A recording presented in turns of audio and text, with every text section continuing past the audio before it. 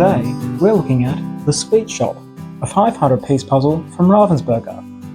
But mostly, I'll be talking about the 2024 Australian National Jigsaw Puzzle Competition, as this was the puzzle chosen for the individual round, which I was fortunate enough to take part in.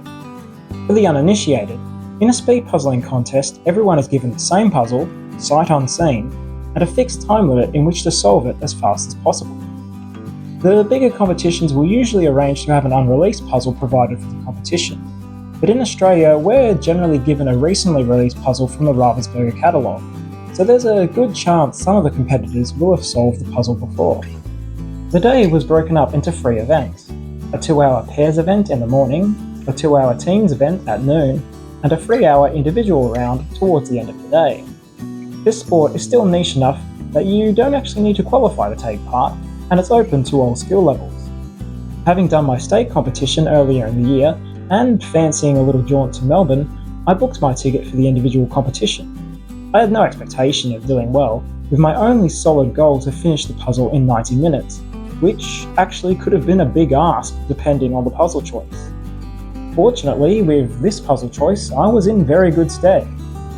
Firstly, it's a busy puzzle, which I feel plays into a strength I have in detail memorization.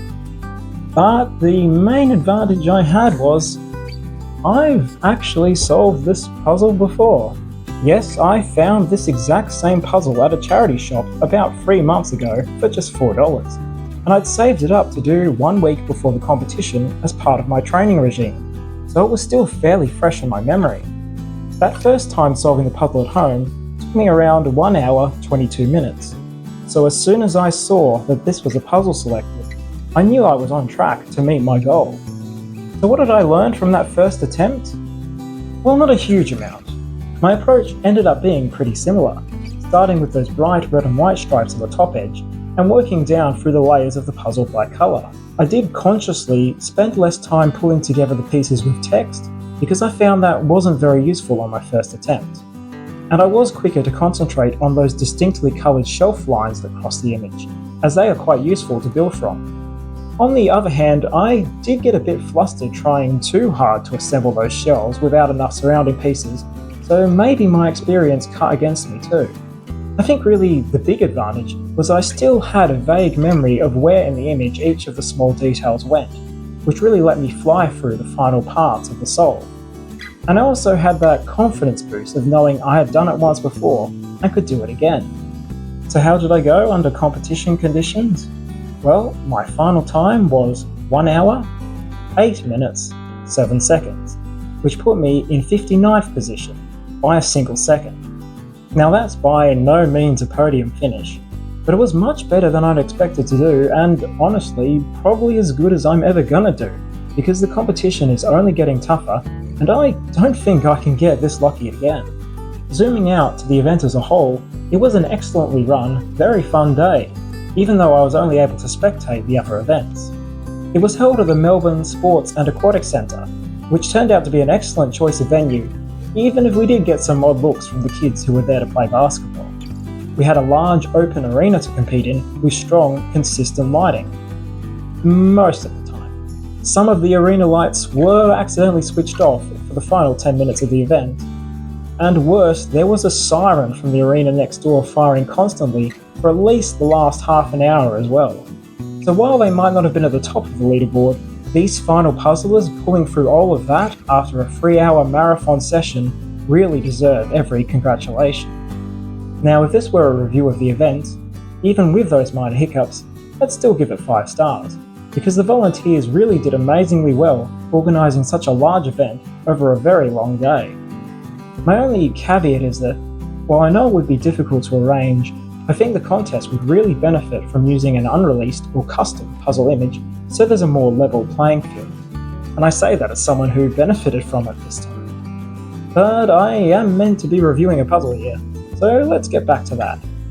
The Sweet Shop is a nice, well-detailed image that is thoughtfully designed for puzzling, built to Ravensburger's exacting and well-engineered specifications. I enjoyed solving it both times just as much, and I think it's a great example of their 500-piece range. I'd give the puzzle a 4 out of 5. And now, if you'll forgive the break in format, let's finish up with a snapshot of the 2024 Australian National Jigsaw Puzzle Competition. In total, 896 puzzlers competed across the 3 events. Here's the breakdown of the events each competitor took part in, with the most popular options being teams only, followed by pairs only. And we had 172 competitors taking on all 3 puzzles. Now, the location information for teams competitors is a little iffy, but by my best estimate, 645 competitors were from Victoria, which made up over 70% of the total, which makes sense given it was their home turf. Travelling in were 115 New South Welsh puzzlers, 37 Queenslanders, 32 from the ACT, 25 from Western Australia, 22 from South Australia, 16 from Tassie, 1 from the Northern Territory, and also some international representation, with 2 from New Zealand and 1 from Singapore. If we weight this per capita, it still largely tracks with how hard the event was to get to, but we can see that there was a noticeably large contingent from the ACT. Going round by round now, the pairs round saw 242 out of the 248 pairs finishing the 500-piece New York postcard puzzle in the allotted 2 hours, with most finishing in the 40 to 60 minute range. The top 3 pairs were Katrina and Hannah Coleman with 21 minutes 15, Reese Dewar and Sarah Carston with 20 minutes 34, and the winners were Melissa Townsend and Hannah Farthing, who obliterated the puzzle in under 20 minutes. The teams round was next, taking on the 1,000-piece Beautiful Mushrooms puzzle, with 95 out of a total of 133 teams finishing in the tight 2-hour time limit. You can see the finishes were a bit more sparse in this round, aside from a big cluster around 1 hour 20, and there was a clear separation of the frontrunners. Team Living on the Edge came third with a time of 43 minutes 22. Tassie Puzzle Devils came second with 41 minutes 16, but it was a decisive victory for Team Perfect Fit, who finished the puzzle in a frankly absurd 32 minutes 42. And finally, let's look back to the individual round.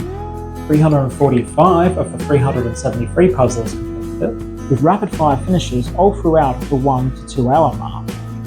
In third, we had Emma Chung from Queensland with a time of 47 minutes and 6 seconds. In second was Tina Cove from Victoria with a time of 45 minutes and 30 seconds. And in a clear first place with a time of 43 minutes and 8 seconds, we had Katrina Coleman from Tasmania, who recently had a storming year at Worlds, and is also a very kind and friendly person, so a well-deserved national champion.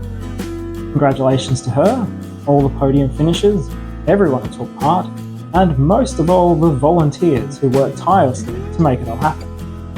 And last of all, thank you for watching. Until next time, why not check out what speed puzzling events are happening in your area? Take care.